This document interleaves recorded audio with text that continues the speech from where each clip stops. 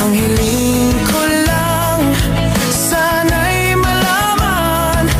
Okay guys, so tamang-tama. Katatapos lang ng bagyong Uwan.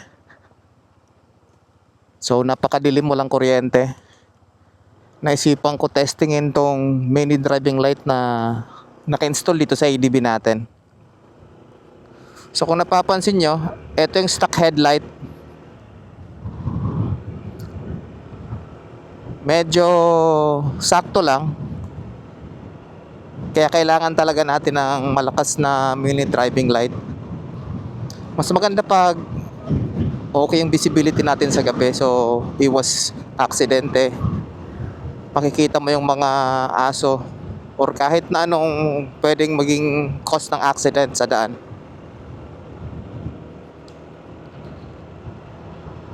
So eto na, try natin. So stock headlight, ito yung low ng MDL natin. So eto naman yung high. Low at high magkasabay.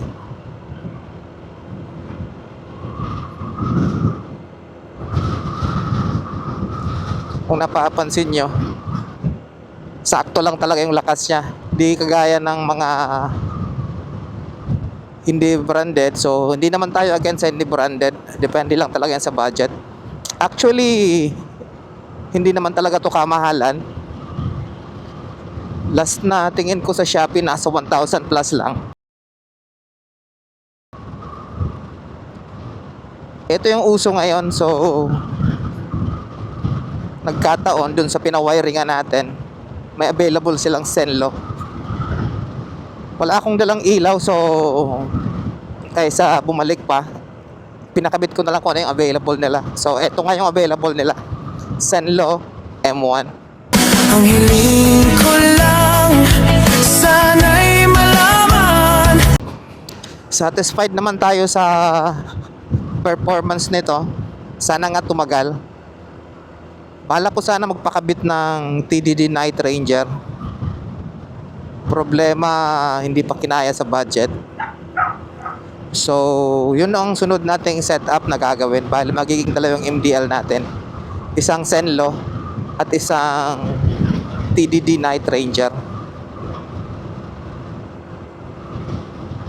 Pero feeling ko nga kahit ito lang sapat na. Napakaliwanag na. Kitang kita nyo naman.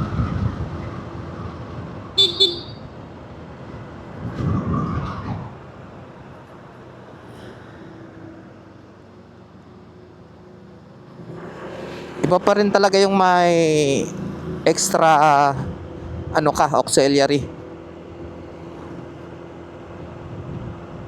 Magiging kampante ka. Tataas yung confidence mo sa gabi. So eto, wala nang kasalubong.